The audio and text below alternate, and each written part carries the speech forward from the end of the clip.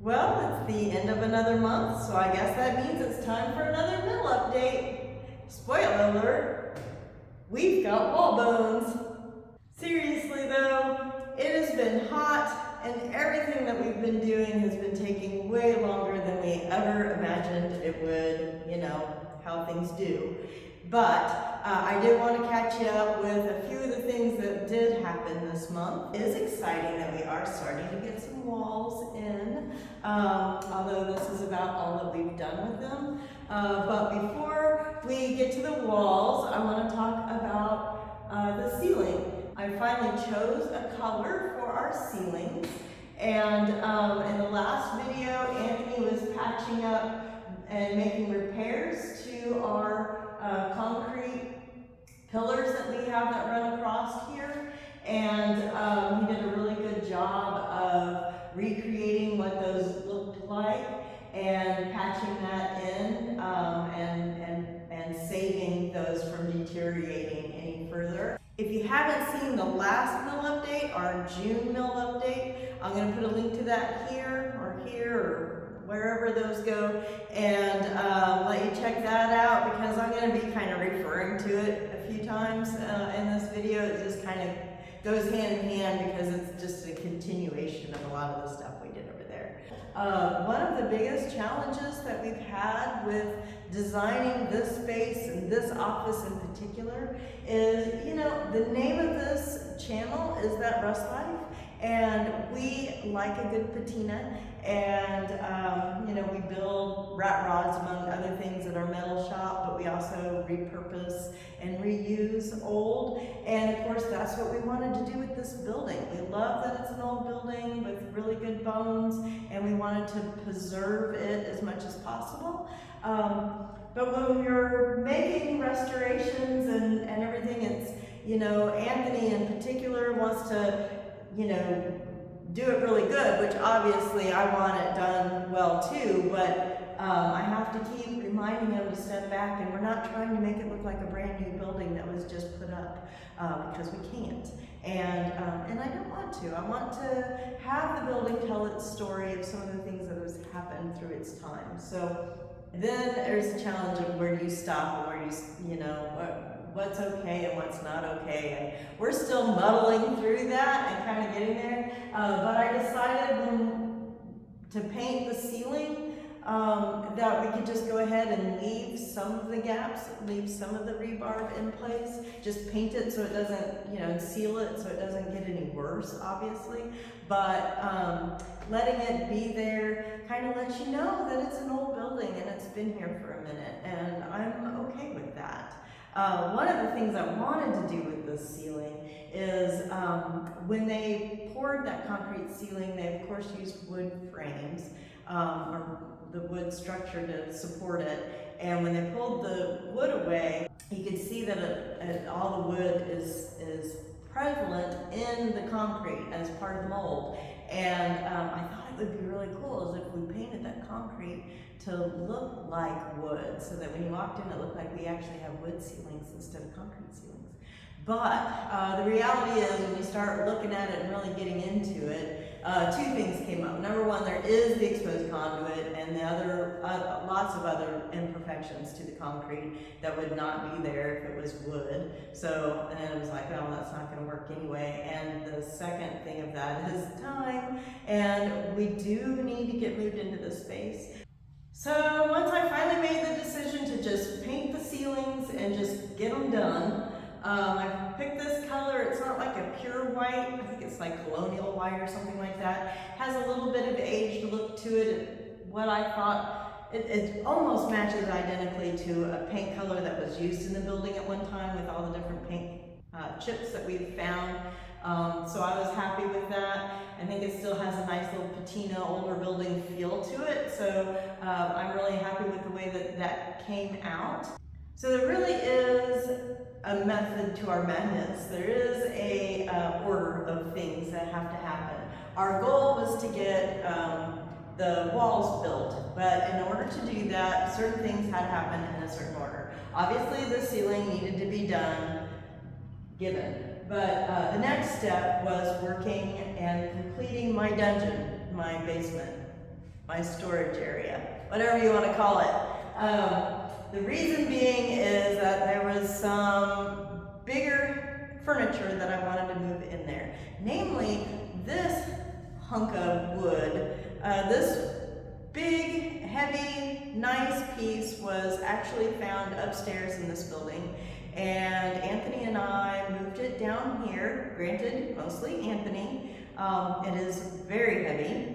It is solid wood and built to last. It does not come apart. I don't even know how much the dang thing weighs, but it fits in here perfect. So I really wanted it down here. I could really use it for the extra storage. So I wanted to get that in here before we had the walls up, because now that it's here, it's not going anywhere. But yeah, we needed to get this room and this whole space finished before we could start moving the cabinets into it. In the last video, Connor was helping me demo all the wood shelves and everything that were in this space.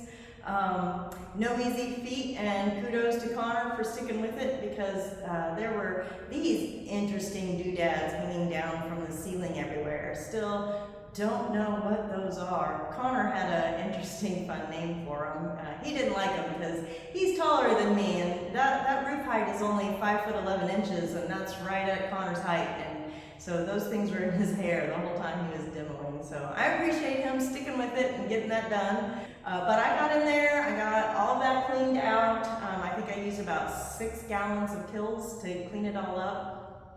Cleaned up and cleaned out that third room, but did not get around to painting it yet because it still does get some moisture down there.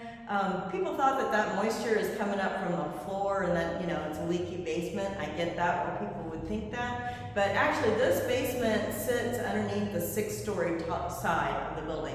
That 6-story roof still leaks. So that's where the moisture is coming from. Not gonna really aggressively attack that third room until we get something more done with the roof on the other side. So that's gonna be a minute. But meanwhile, did go ahead and kill, seal, paint, and prepare the other 2 rooms. We've moved the cabinets in. That area is looking awesome. So on to the next project. So the next thing we had to do before we could get the floors done is address the second stairway. We had already covered in that other video me doing the stairs going down with all the issues that were that, but this staircase had its own set of problems. They're built out of metal, they're really rusty and sketchy at best. So those needed to go, and we figured with those out of the way, it would be a lot easier to do the floor. So we pulled those out. And here's how that went. So these stairs are really not in good shape. They have bothered us from the beginning about the safety of them. Like how there's so very little holding any of these up. So anyway, for the next project, they've got to get out of our way. Still haven't bought any flints for a striker. One of them was good. You just need to. Oh, are you sure it was that one? It was only good because it was. Well, it's making sparks. Not as bad. It's making sparks. There you go.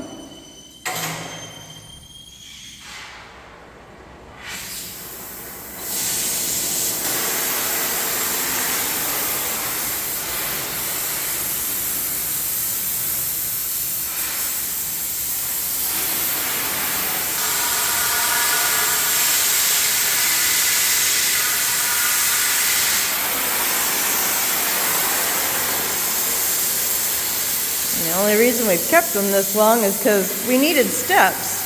It's the only way to get into the shop.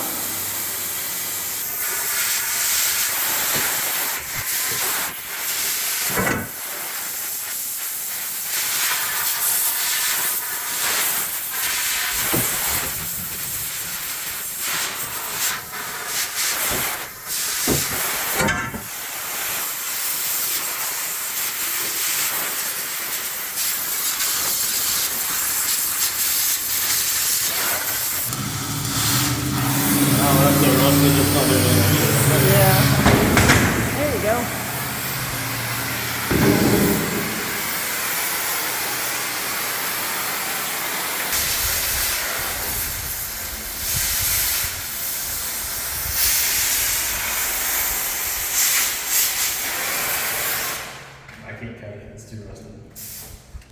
I'm gonna have to get some of the rust off the wood. Or just a sledgehammer and knock it the rest of the way down? Well, thinking that, the sledgehammer's in there. Oh. I thought it was right on top though.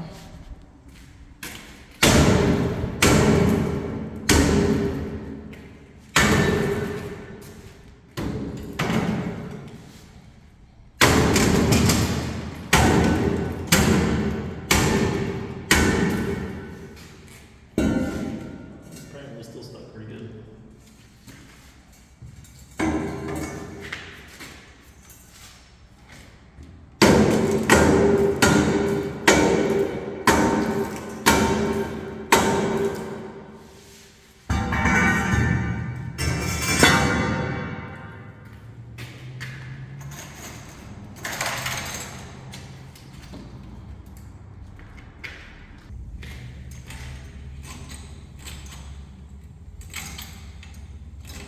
I smell gas.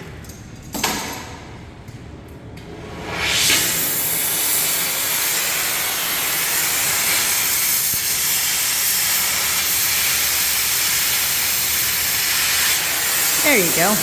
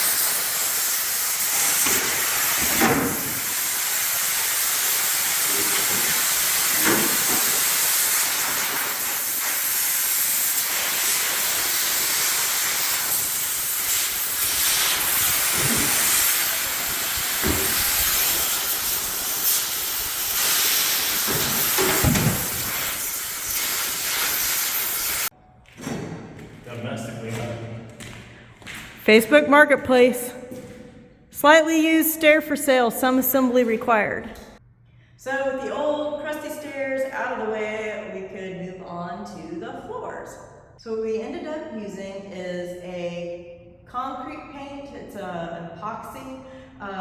We went with the color New Concrete because our thought was, oh, new concrete, that will make the whole place look great. But you know, the cracks, the patches, the repairs, the age of the building, it's all still there. And so it doesn't look like new concrete at all.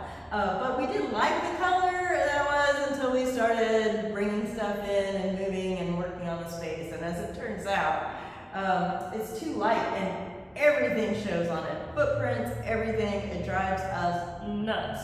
So at some point, we probably will be doing something different to the floor, but we haven't figured out what that is yet. And again, we need to get it moving. And with the epoxy down, at least it's sealed, it's protected, and so we could go forward.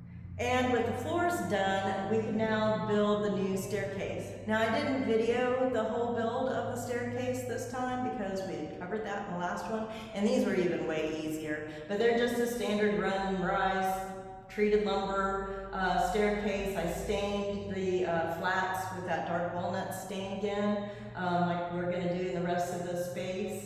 Haven't even done the face pieces yet, that'll come later. I didn't have the wood, so that's a project for another day, but at least they're functional stairs, which was important. We can now get into the rest of the building, and I think they look great so far. So then we could build walls, finally. I can show you around and the walls and what we did. Okay, so this is my office space that we're putting up. It's gonna fit between the two staircases and then come forward into the room. So I'll have a nice big office space. We're gonna put doors on either either side, you know, these walls, so there's a door going down into the downstairs, and then there's a door coming out into the big room, of course, and to go up the stairs. I wanted that doorway on that wall, so when you come in the front door, you're not instantly just wanting to gravitate and walk straight into my office. So there is a door, but it's round to the side there, and I'm really happy with how my office is looking. I needed that big window so that, for one thing, it allows some natural light into my office, because I love natural light, but also I wanted to be able to see the front door and be able to tell when somebody walks in that front door. So we put that there. And then next up was the next wall. And that's the wall that surrounds the stairs. Original to this building, when we first moved in, there was a wall covering these stairs, and I hated it. I wanted to open up the staircase and have it be exposed because I thought that they were really cool for whatever reason. Anyway, reality is we are wanting to have the space be conditioned, AC and heat. And in order for us to do that, it makes sense to wall off the staircase so that we can control the climate in the room a little bit better. So it made more sense to put the wall up. Besides, those stairs go to a personal area. That's kind of an employee-only space. So we don't want people thinking that they can just trot on up those stairs. So having a doorway there and having that all walled off is actually probably all for the best for the space and how we're going to use it. So with that being said, let's go see what we did upstairs. Anthony's been bringing his stuff in and putting it on the wall and pretending that we live here. We do not, nor will we, but you know, you gotta have inspiration. So that pretty well catches you up with everything that's been going on around here for the last month. So we'll have to see what happens for next month. I'm hopeful for power in my office and maybe a bathroom. I mean, these things do have to happen before we can move. So maybe August will be my month for that. Thank you for watching, and we'll catch you next time. Bye now.